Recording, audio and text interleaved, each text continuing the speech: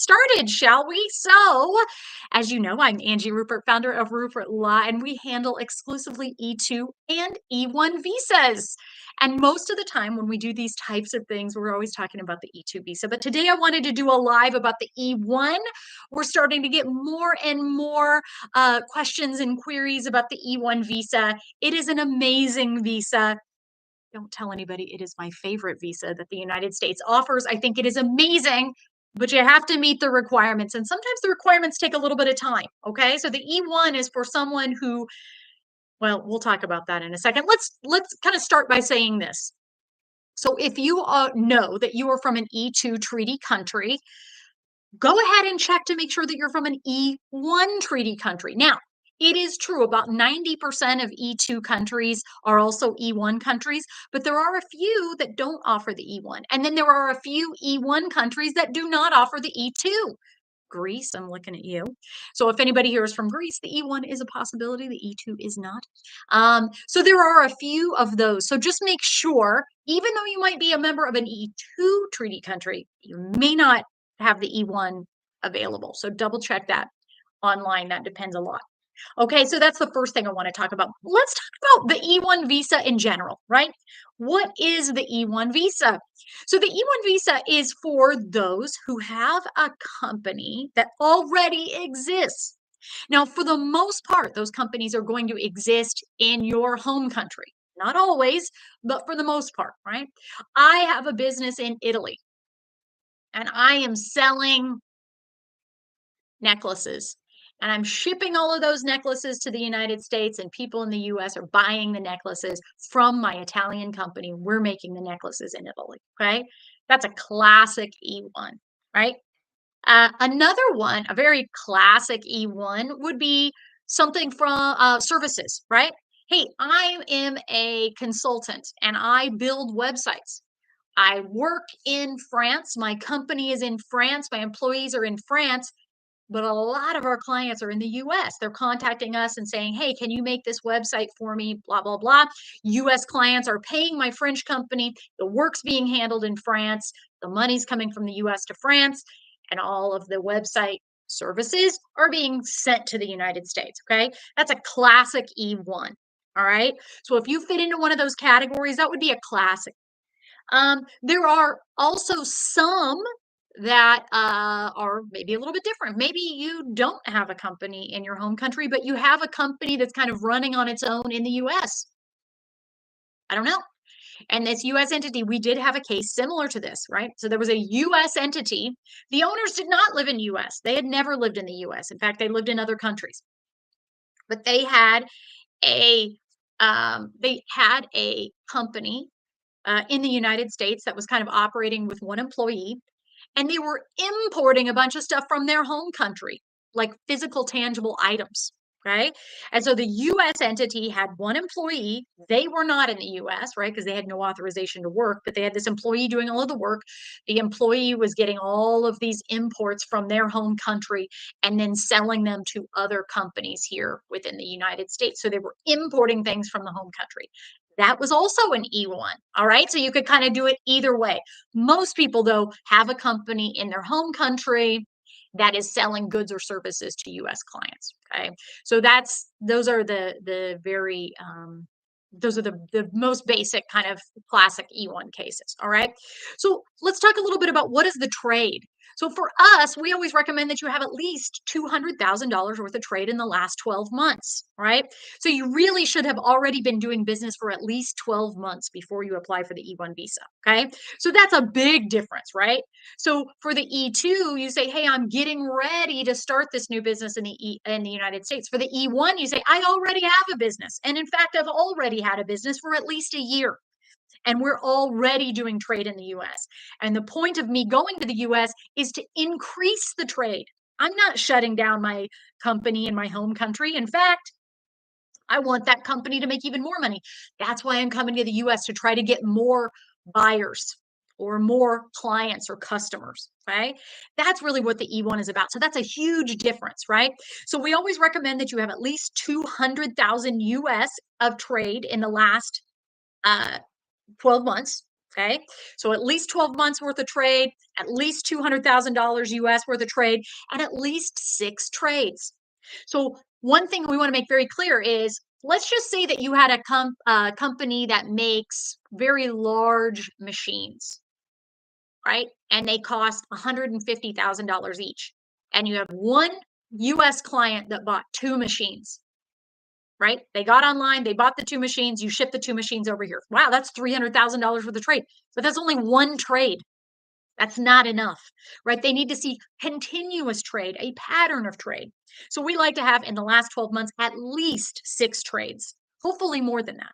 Now, if you're selling really small things, right? We have a Canadian entity that did something like that. They were selling skincare products. So it was $30 or $40 at a time. They had a website. They were selling 70 items a day, right? So they had 70 trades within one day. So it varies a lot, right? But we like you to have at least 6 trades, shipments of goods or services to the US and payments from the US to your home country, at least 6 in the last 12 months.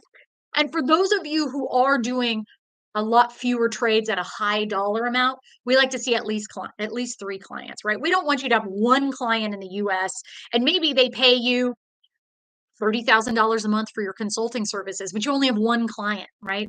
So we like to have at least 3 clients, at least 6 trades, and at least $200,000 worth of trade in the last 12 months. Now, keep in mind, the trade between your company and your home country and the United States must be the majority of the trade, right?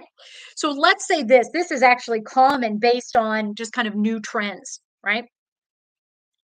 Um, the new trends are this, that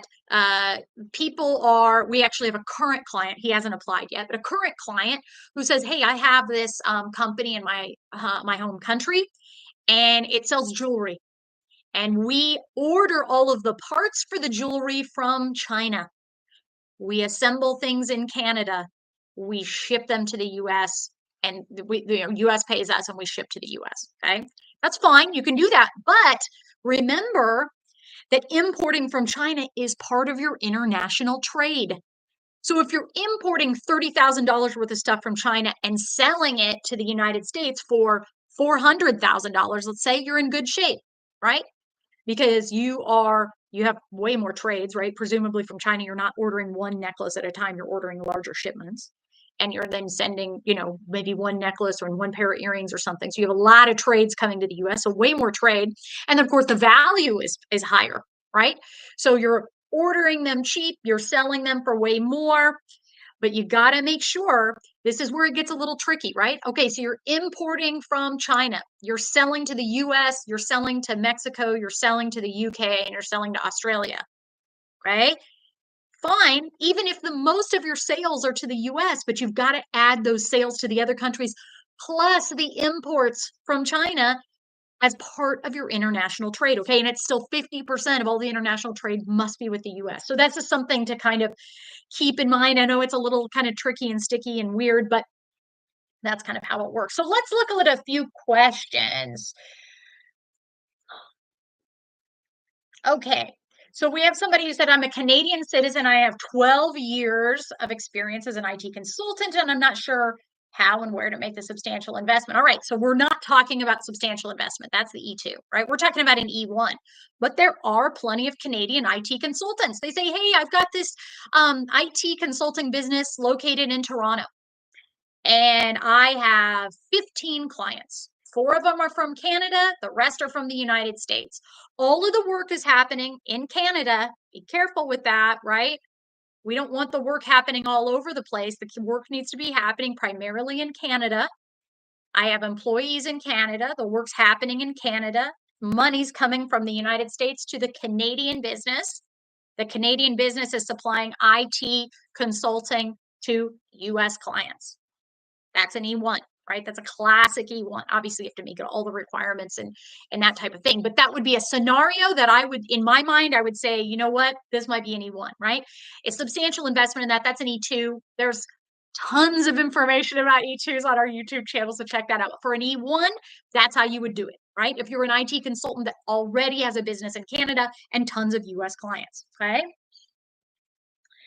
Spouse dependent visa to clarify. I'm not 100% sure what that means, but yes, spouses can get E1 dependents. As an E1 trader, you will only be able to come to the United States in order to develop the trade between your home country business and US clients. Your spouse can come to the US and have any job he or she wishes. Um, that's kind of same as the E2, essentially. And kids can come as well. However, kids can never work. And of course, on their 21st birthday, they will age out. Da, da, da, let's see. What is the Philippines has an E1? I believe they do. If you ever want to check, right? If you ever want to check about the E1 visa, just go to Google and hit visa reciprocity. Then you're going to go to a US site, you pick your country and you pick the visa. It'll let you know if it's eligible or not. Okay. So that's that.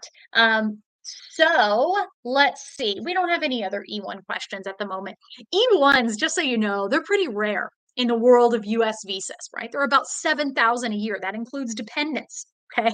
So there aren't a whole lot of them out there, but I'm here to talk a little bit about the E1 visa because it's a great visa. And if you can qualify, it is definitely one I would recommend. There's a lot of flexibility with it, right? So for the E2, we always say, hey, if you're an investor or an employee, you need to be in the United States the majority of the time. You need to be here probably at least 7 months out of the year because you're supposed to be directing and developing the business. With the E1, it's not that. Maybe you want to come in every other week for 2 days. Maybe you want to come in just as needed, like every 6 months, you're here for 3 or 4 weeks, but you don't want to accidentally work when you're not supposed to. It's kind of a weird gray area. This is the E1, right? This is an amazing visa. You have a ton of flexibility.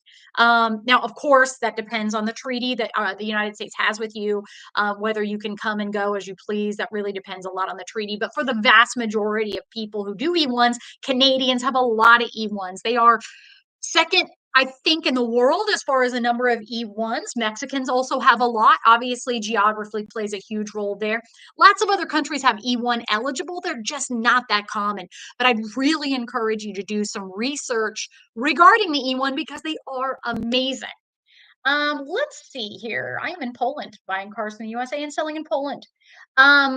Potentially, I would have to look to see if Poland is an E1 treaty country. Again, go to visa reciprocity. Poland is an E2 treaty country, so the probability is good that it's an E1. But yes, let's see. Buying cars from the US and selling in Poland. Yes, that is a scenario, right? So you are importing things from the US to your home country, selling them there. Let me tell you about a Mexican client, E1 client that I had once, doing almost that exact same thing. Perfect scenario. Had a business in Mexico that was importing medical equipment from the United States. So this was used medical equipment. This client would come to the U.S., buy the stuff, have it shipped to Mexico. In Mexico, they were refurbishing it, maintaining it, doing whatever they needed to do to get it in great shape again, and then selling it to people in Mexico, hospitals, clinics, things like that. Classic E1, approved for an E1, okay? And that's the same type of scenario that you have for Poland, right? I'm buying all of these used cars from the United States. I'm fixing them up or customizing them or whatever, or not. Maybe you're just, cleaning them up and whatever and selling them to people in Poland. Okay. Classic E1 scenario. So let's see, looking to invest. Okay, so Peter, you're looking for an E2. This is about an E1. That's not really what this one is about. Let's see. Anybody that hasn't asked a question. Okay, I have an E1 visa. Oh, you already have one. Okay. Could she apply for the dependent visa at the consulate in her home country? Yeah, but I'm concerned about your use of the word partner because no. Now, if she is your wife, then yes, but you have to be legally married. Okay, that's true for all non-immigrant visas, right? The United States does not recognize common law marriage on any level. Never, ever. You must be legally married with a marriage certificate issued by the government. Okay, just so you know. Let's see. For an E2 visa, well, we're not talking about E2s today. Um, So we're not talking about E2s. I know a lot of people, it's amazing. I'm so happy that you guys are asking E2 questions. Hopefully they can be answered on some of our other videos. And of course, we'll be doing more E2 videos in the future. This is just about E1 specifically, okay? So let's see. Anything else we want to talk about? I would say if you currently have, let's actually do a little poll or maybe a little something in the chat, right? So how many people here have an operational business in their home country that has US customers or clients? Just put like yes or me or something like that in the chat. How many people have a scenario like that? You already have a business in your home country.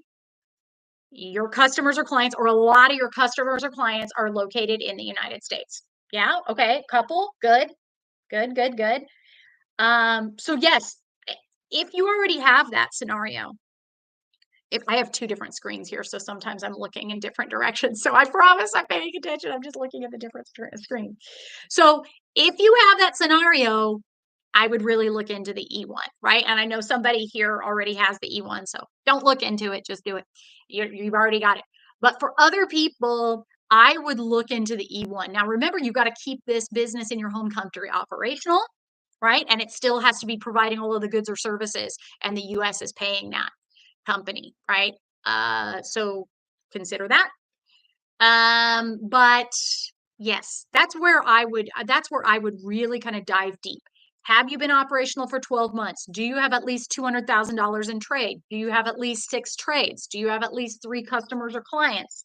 If the answer to all of that is yes, I'd really consider it. I honestly would, because um, it's a really great visa, and I think that there are a lot of opportunities for people. So with that, we're getting a lot of E2 questions, which is great. Please reach out via email. Of course, we can talk about the E2 visa, or there may be some other videos that answer your specific E2 visa questions. But for now, I just wanted to go over the E1s, the basics, plant the seed, because it is an amazing visa and we do them.